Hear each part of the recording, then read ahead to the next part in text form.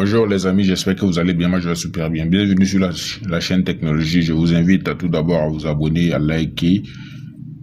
Dans cette vidéo, je vais parler du backup, la sauvegarde. Donc concernant le logiciel DFT, donc on va essayer de faire un backup sur un téléphone Tecno Camon 20. D'accord, le backup c'est quoi? C'est très important de faire le backup pour certaines opérations. En ces temps où il y a par exemple le type de blocage qu'on appelle, comme vous le voyez à l'image, l'anti-crack, donc qui est très récurrent sur les téléphones. C'est nécessaire de faire le backup d'un téléphone d'abord avant de faire toute opération.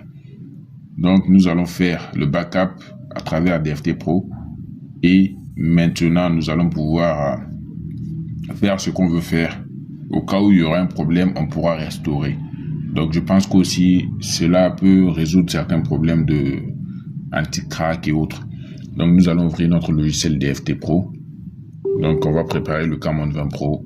On va faire le backup, la sauvegarde de tout le firmware, tous les fichiers du système du téléphone. Donc ça veut dire que si on a un autre téléphone, on peut utiliser ce même firmware, si c'est bien sûr un CK6 et puis flasher le téléphone sans avoir besoin de télécharger un système. Donc si vous avez des téléphones comme ça qui passent sous vos mains pour la réparation, vous pouvez profiter faire le backup. Si bien sûr vous voyez que la version qui est sur le téléphone est une version assez avancée, parce qu'il ne sert à rien de télécharger une vieille version, de faire le backup d'une vieille version d'un téléphone. Et maintenant lorsqu'un téléphone de version plus avancée va venir, vous n'allez pas pouvoir faire le downgrade. C'est ce qui amène le anti-crack même. Donc nous allons ouvrir DFT. Le DFT c'est bien ouvert. Donc pour l'activation de vos licences DFT, vous pouvez me contacter. Donc c'est la licence d'un an seulement. Voilà, donc on va aller sur Mediatek. Comme il s'agit du Camon 20, on va cliquer sur Infinix Techno et on va laisser ça sur sécurité type 4. Donc maintenant on a Read Info, Repair EMEI, Backup NVRAM, Backup. Donc ici, pour sauvegarder le système, on va cliquer sur Partition Manager. Lorsqu'on clique sur Partition Manager, on va cliquer sur Start. Lorsqu'on clique sur Start, il nous demande de brancher le téléphone. Donc, vous vous assurez que votre téléphone est bien éteint et ensuite vous le branchez à l'ordinateur. Ce qui est bien avec DFT Pro, c'est que DFT Pro ne va jamais amener le anti-crack sur votre téléphone. Jamais vous n'allez utiliser DFT Pro et puis avoir un problème de anti-crack. Donc, quand DFT détecte qu'il y a un anti-rollback, c'est-à-dire que vous ne pouvez pas faire le downgrade, vous ne pouvez pas amener la version du téléphone en arrière, DFT vous le signale avec un message rouge vous interdisant même l'opération que vous voulez faire. Par contre, avec Android Multitool, il vous laisse faire ce que vous voulez et puis vous avez des problèmes après. Donc, vous voyez qu'il y a Wipe Partition, Wipe Zero Method, Wipe Partition, Write Partition. Ce qui nous intéresse, c'est Backup. Donc, on va sauvegarder tous les fichiers du système. Donc, quand on a cliqué sur Partition Manager, ça a chargé tous les éléments du système.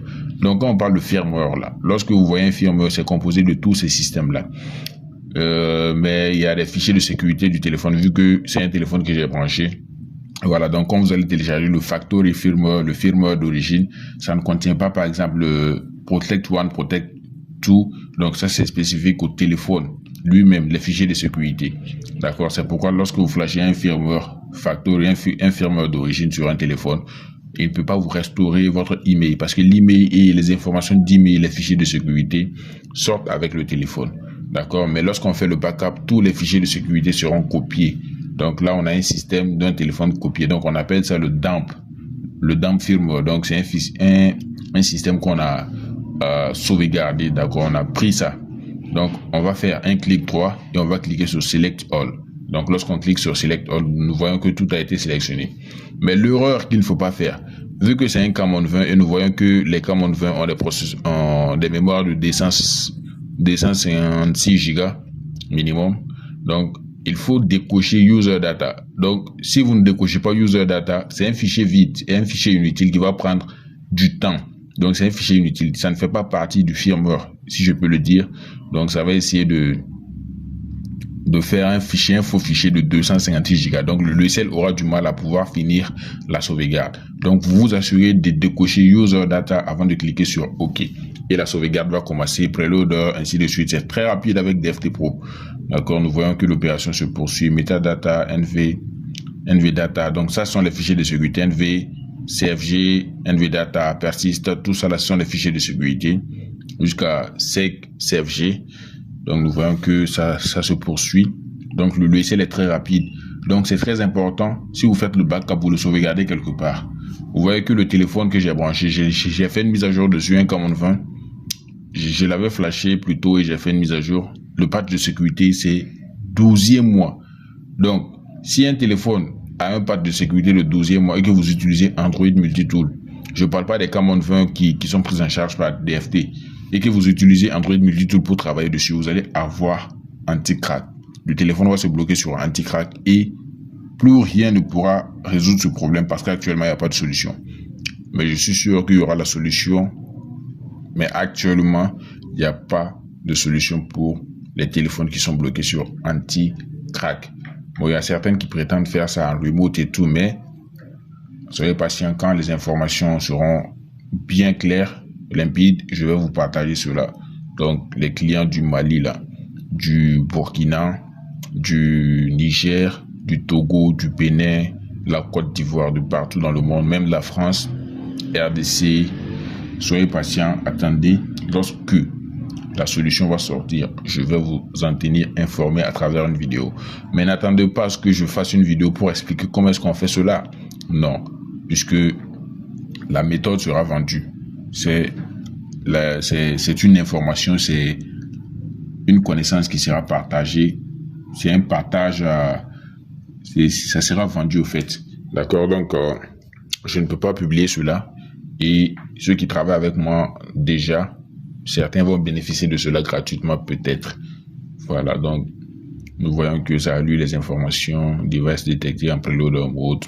Donc c'est un mode de connexion, j'en ai parlé plusieurs fois dans mes vidéos. Il y a le mode Prom, voilà, preloader Prom, c'est spécifique au processeur Mediatek, ça nous a lu les informations. Vous voyez maintenant, il y a même ces user, donc je vous ai dit de décocher user data, donc ça allait prendre du temps. Et ça ne sert à rien.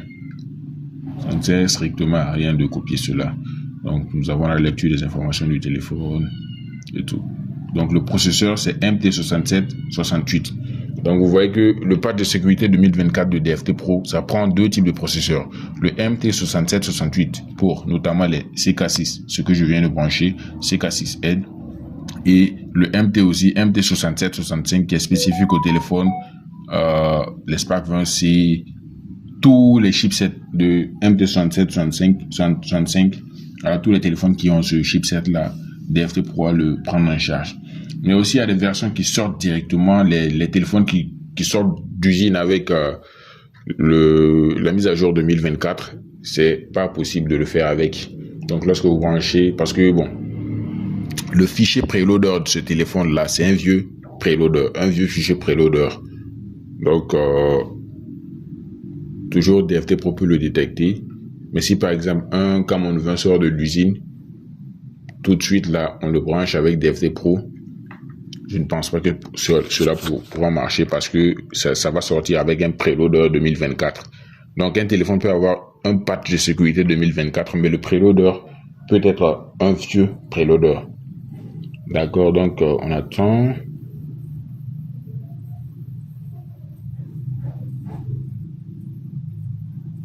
Donc cela prend du temps, mais je pense qu'on va pas terminer la vidéo. Lorsque vous allez finir, le backup va finir, vous allez voir un seul fichier, mais où trouver le fichier de sauvegarde? Vous allez clic droit sur DFT Pro, vous allez cliquer sur ouvrir l'emplacement du fichier, et là maintenant vous allez avoir le backup. Lorsque vous cliquez sur backup, vous allez pouvoir venir sur, je crois que c'est ici, voilà. Donc c'est le fichier comme ça. On voit que la taille c'est 0K d'abord. Lorsque cela va finir, vous allez voir que ça va prendre du volume, plus de 8 Go comme ça. Donc vous pouvez le déplacer maintenant et le mettre sur le bureau. Vous allez pouvoir le déplacer, le mettre sur le bureau. Et lorsqu'un téléphone va venir, vous allez faire toujours le même processus. Partition manager, on appelle.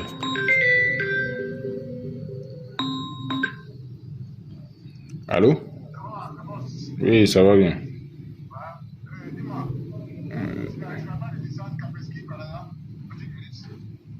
Non, j'ai pas ça, j'ai pas ça. Hmm. Hmm. Hmm. Merci. Donc, excusez-moi, c'est les appels, c'est les clients. Donc, je repars sur DFT. J'étais obligé de prendre un, parce que je ne sais pas. Peut-être il a besoin de licence.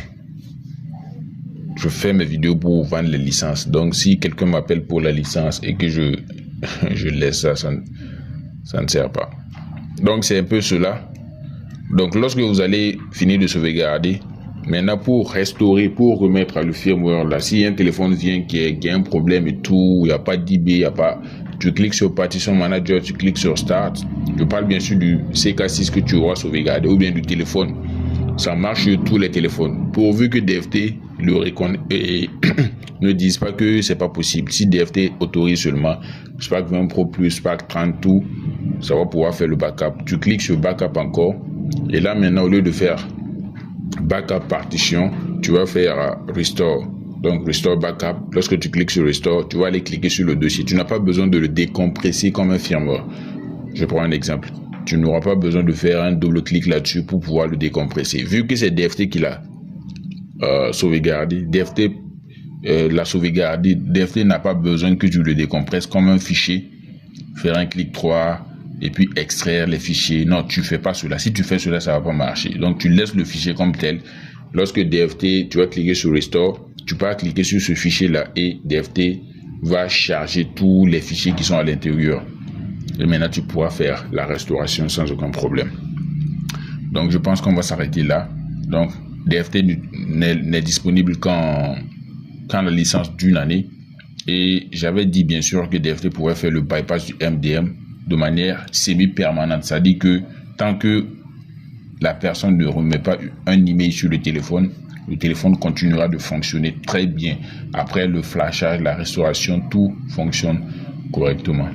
D'accord, mais c'est pour les processeurs Mediatek et certains patchs de sécurité donnés. Donc, si c'est une nouvelle version, généralement, ça ne marche pas. D'accord, donc le numéro WhatsApp, il est là. Je vais le mettre après l'édition de la vidéo. Voilà, donc vous allez me contacter pour l'activation de vos licences, toutes licences confondues, DFT Pro, Unlock, Chimera, Pandora, cette technologie. Ça, c'est une masterclass. On se dit à la prochaine. Bye.